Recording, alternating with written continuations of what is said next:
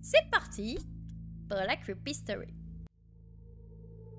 Je vais commencer avec la première histoire. Donc je rappelle ici, mais aussi à YouTube, puisque ça ira sur YouTube, que du coup, il va falloir me trouver sur les 3 histoires que je vais raconter, laquelle est fausse. Laquelle est une pure invention, laquelle n'existe pas du tout. Voilà. Laquelle j'ai totalement inventée et qui peut être, sans que j'ai fait attention, tirée peut-être d'une vraie histoire, mais en tout cas, l'intention n'était pas là. Voilà. Alors on commence par la première histoire, les amis. Donc je ne vous donnerai pas le prénom, ni l'année de quand ça s'est déroulé, pour limiter les trouvailles, enfin de vous rappeler une histoire peut-être que vous connaissez. Donc c'est une histoire qui concerne un jeune homme de 18 ans qui va tout simplement partir pour une promenade habituelle de chez lui et qui va jamais rentrer. Voilà, il va disparaître. Donc évidemment, ses parents vont s'inquiéter. Évidemment, une enquête va être menée. Aucun indice ne va mettre les enquêteurs sur une piste sérieuse pour la simple et bonne raison que ce jeune homme de 18 ans n'avait aucune raison pour, par exemple, de fuguer. Il n'avait aucune raison de partir de chez lui, de ne jamais revenir. Il n'a pas pris d'affaires à long terme, il a pris vraiment le strict minimum. Alors, est-ce qu'il a fait une mauvaise rencontre? Est-ce qu'il a eu un accident? Etc. Bon, l'accident est écarté aussi, puisqu'évidemment, on appelle les hôpitaux, etc. Et évidemment, il n'est pas trouvé. Donc, malheureusement, il est ajouté à la liste des personnes disparues. Et l'enquête va être pas classée sans suite, mais malheureusement, ils ont aucun indice. Personne ne va voir cet adolescent adulte, 18 ans, c'est adulte maintenant. Personne va le voir, il n'y aura pas de caméra de surveillance, rien. Il s'est volatilisé, d'accord? Rien ni personne n'a vu cet adolescent, ni où est-ce qu'il a pu partir, dans quelle direction, ou s'il lui est arrivé quelque chose. 7 ans plus tard, 7 ans après sa disparition, des ouvriers vont avoir pour ordre de démolir une vieille bâtisse, une vieille maison, en fait, dans le Colorado. Et qui est à environ, approximativement, 1 km de la maison de la famille du disparu. Et au moment de la destruction de cette maison, ils vont s'apercevoir que dans la cheminée, il y a un squelette en position fétale. Donc, des analyses vont être menées, analyses dentaires, parce que vous vous doutez bien qu'il ne restait pas grand-chose 7 ans après, et il s'avère que c'est bien le jeune homme de 18 ans qui avait disparu 7 ans auparavant. Donc là, il y a l'hypothèse pour la police à ce moment-là, c'est que peut-être qu'il s'est promené, il est tombé sur cette bâtisse, il s'est dit « Oh, ce serait peut-être bien de pouvoir rentrer dedans », parce qu'elle était fermée, du coup, qu'il a voulu s'introduire par la cheminée et que malheureusement, il est resté coincé et qu'il ne pouvait ni descendre ni remonter. Et du coup, malheureusement, il est mort, quoi. Mort de faim, de soif et voilà, tout simplement. Mais le propriétaire de la bâtisse, donc de la maison, a dit que c'était pas possible, qu'il se soit introduit de lui-même dans la cheminée. Pourquoi? Parce qu'en fait, il y avait une grille qui avait été placée sur la cheminée et elle était extrêmement lourde, ce qui fait que il n'aurait jamais pu la déplacer tout seul lui-même. Donc soit quelqu'un l'a forcé à s'introduire dans la cheminée pour qu'il se retrouve emprisonné ici, tout simplement, soit il a été tué et ensuite placé dans la cheminée pour cacher le corps. On ne sait toujours pas aujourd'hui ce qui s'est passé. Je vous fais pas de dessin, il restait qu'un squelette. Donc autant vous dire que d'essayer de savoir, des fois on peut savoir, mais d'essayer de savoir si peut-être il a été tué par quelqu'un, s'il y a eu l'intervention d'un tiers ou pas, c'est extrêmement compliqué, voire même impossible. Et là, ça a été le cas dans cette affaire. Il a été tout simplement impossible de savoir ce qui s'est passé et pourquoi il s'est retrouvé dans cette cheminée coincé. si tant est de dire qu'il s'est coincé tout seul. Mais en tout cas, pourquoi il s'est retrouvé ici et est mort potentiellement à cet endroit. Donc ça, c'était la première histoire. On passe maintenant à la deuxième histoire. Donc qui concerne deux petites filles anglaises qui s'appellent Johanna et Jacqueline. Je vous dis les prénoms, pourquoi? Parce que ça va être très compliqué pour la suite de l'histoire. Si je vous dis que les jeunes filles, c'est très chiant. Donc je vous dis les prénoms. Donc ça concerne du coup Johanna et Jacqueline, donc qui sont deux sœurs. Donc Johanna a 11 ans et Jacqueline a 6 ans. Donc ce sont deux sœurs qui sont diamétralement opposées. On va dire que Jacqueline, la plus jeune, c'est une petite fille qui est extrêmement casse-cou, très aventurière, qui aime bien un petit peu tester plein de choses, qui n'a peur de rien finalement. Si bien que il y a même un moment où elle va se faire très mal en se cognant contre une porte, et qu'elle va avoir une marque, une cicatrice, qui va rester à vie. Et la sœur, la plus grande, l'aînée, finalement, elle, c'est l'opposé. C'est vraiment celle qui est posée, qui est réfléchie, qui veut pas prendre de risques et qui materne énormément sa petite sœur. Voilà. Donc, dans cette histoire, ces petites filles, tout simplement, marchent avec un petit garçon qui est un ami à elles, qui s'appelle Anthony. Donc, elles se promènent parce qu'en fait, on est dimanche. Les parents des jeunes filles sont déjà partis en fait se rendre à l'église pour la messe, famille croyante et pratiquante. Et donc les petites filles sont censées les rejoindre parce que c'est juste à côté, c'est un petit village, elles sont censées les rejoindre, voilà. Mais le problème c'est que ça va pas se passer comme ça. Il y a une femme dans le village qui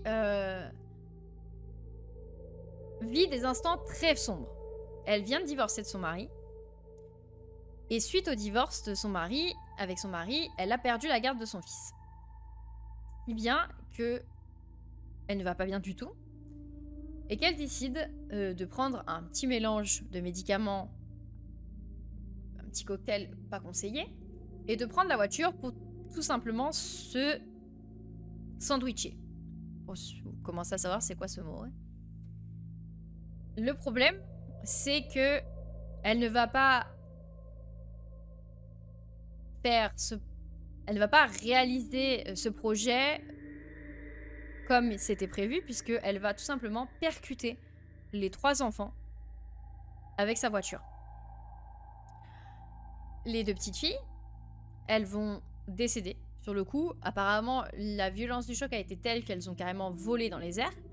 Et le petit garçon, lui, n'est pas décédé sur le coup, mais il meurra pas du tout. Ou c'est quoi, je ne sais plus parler. Le petit garçon mourra quelques heures plus tard à l'hôpital.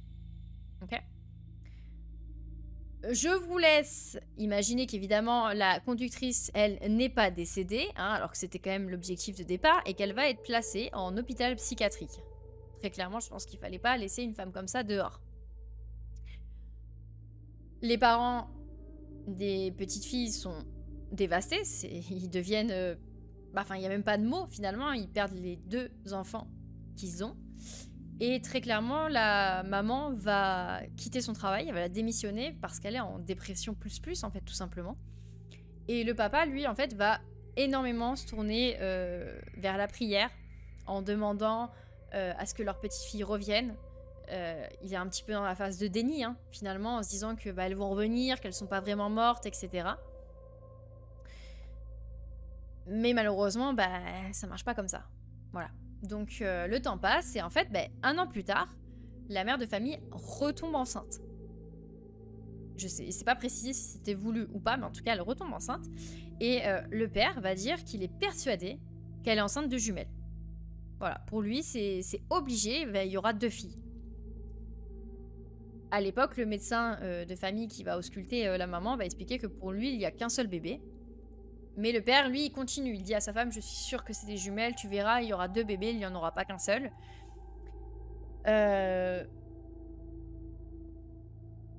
Pure coïncidence ou pas, la mère de famille va accoucher de jumelles.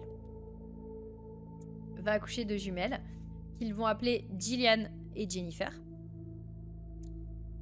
Et donc là, bah, en fait, le père, lui, il est persuadé que bah, c'est ses prières qui ont été exaucées. Lui, c'est ce qu'il voulait, que ses petites-filles reviennent. Et pour lui, bah, finalement, ses jumelles, c'est ses filles qui sont revenues, en fait, tout simplement.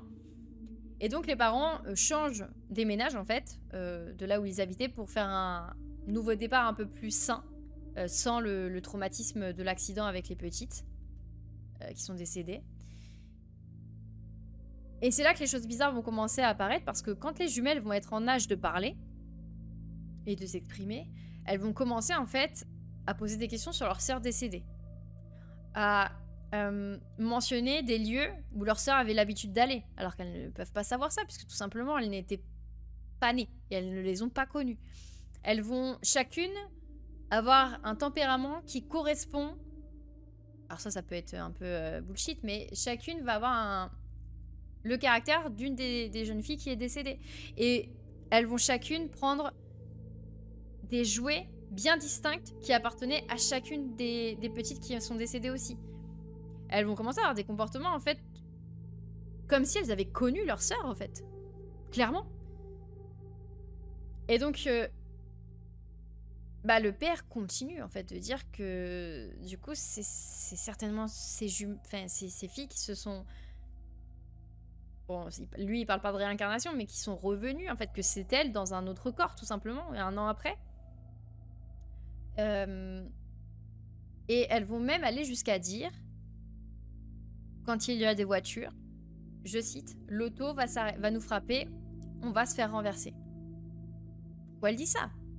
Aucune raison de dire ça. Elles n'ont subi aucun accident, elles, pour le coup. Donc quand leur sœur aînée, donc qui était Jacqueline et Johanna sont décédées, elles avaient 6 ans. Les jumelles vont parler des souvenirs de leur sœur jusqu'à leurs 6 ans. À partir de leurs 6 ans, elles vont continuer leur vie normalement avec leurs souvenirs, leurs goûts, leurs couleurs, etc. Enfin, leur personnalité tout simplement. Ça, c'était la deuxième histoire. On passe à la troisième histoire, troisième et dernière histoire, d'accord.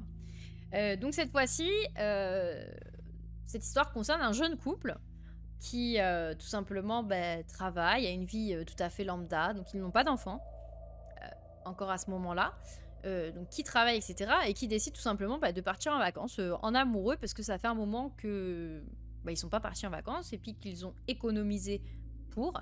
Donc ils décident tout simplement de se rendre au Mexique. Voilà. Pourquoi cette destination, vous leur demanderez ou pas, je n'en sais rien, ok. Peut-être parce qu'il fait beau là-bas. Donc ils partent au Mexique pour 2 semaines. Voilà, donc les premiers jours se passent bien, ils donnent de leurs nouvelles à leur famille, ils mettent beaucoup de photos sur les réseaux sociaux, beaucoup de lieux où ils se rendent, etc. Enfin, ils donnent des nouvelles en gros, hein, voilà, ils postent un petit peu leur vie qu'ils font là-bas. Et visiblement, tout se passe bien.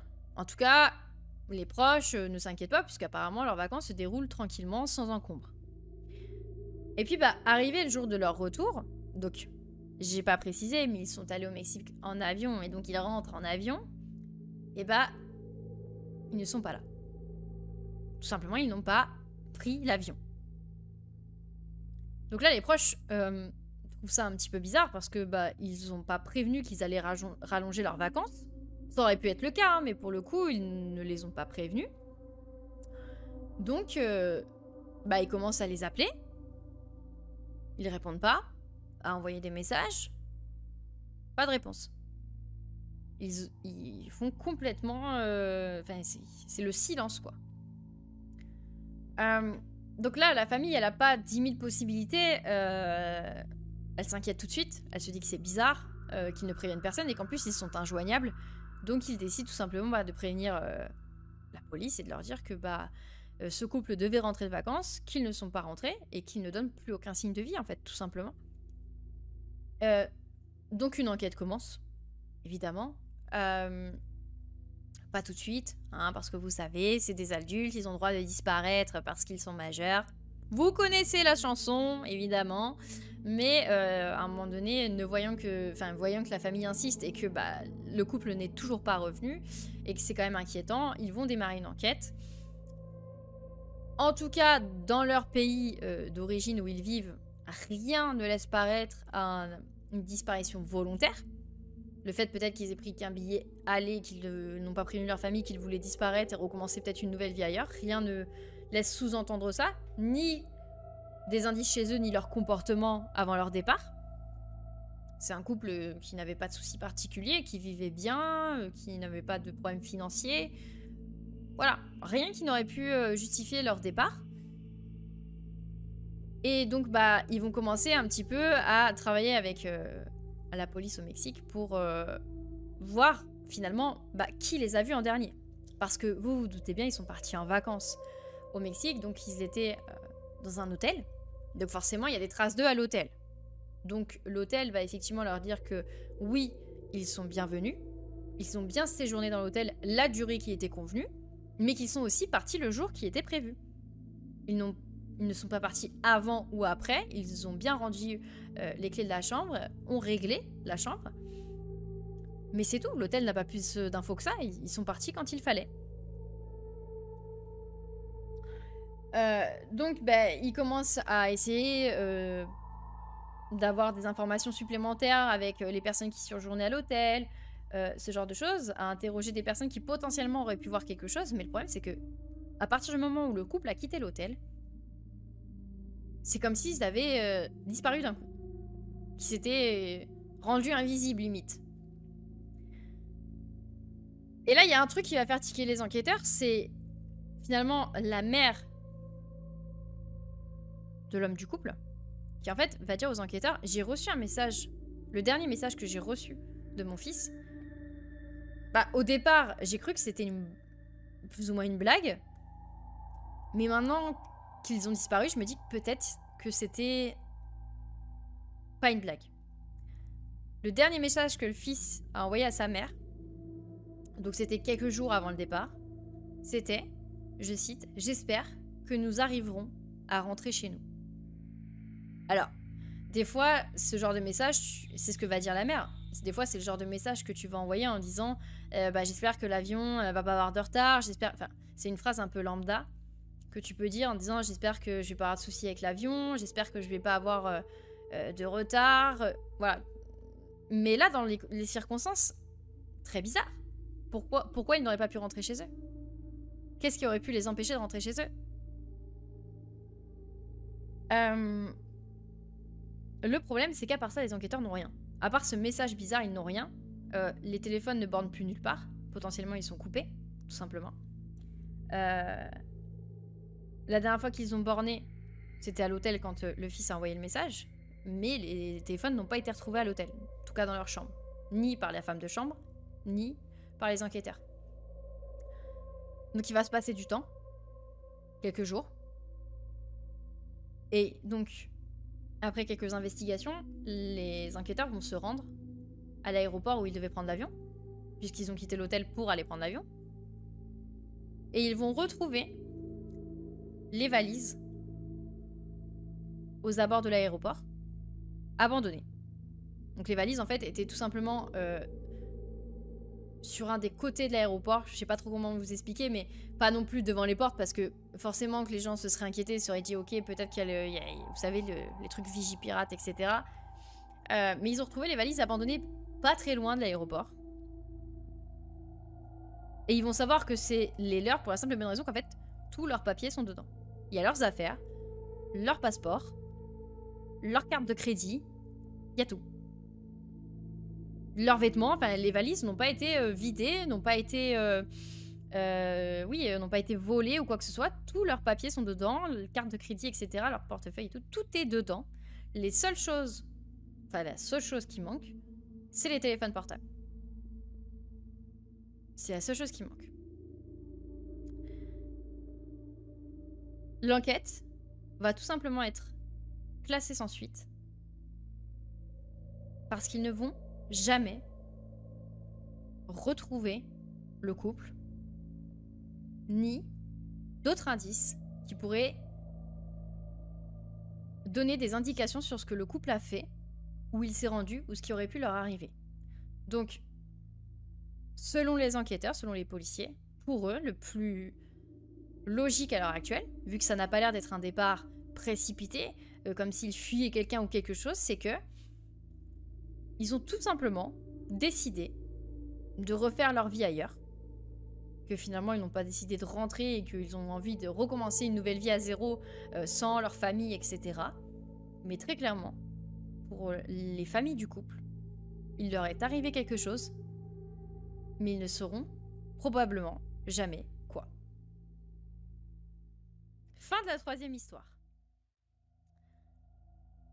Maintenant, les gars, il va falloir me trouver, sur ces 3 histoires, laquelle, pour vous, est fausse.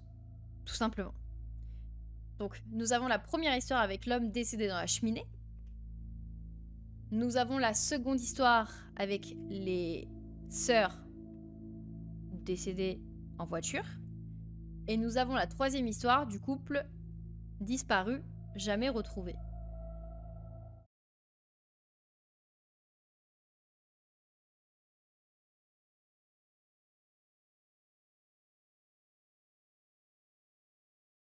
L'histoire que j'ai totalement inventée. Je ne me suis inspirée d'aucune histoire, je l'ai inventée de mon propre chef. C'est la 3e histoire. La 3e histoire du couple qui disparaît au Mexique et qui ne reviendra jamais est totalement inventée. C'est faux. C'est faux.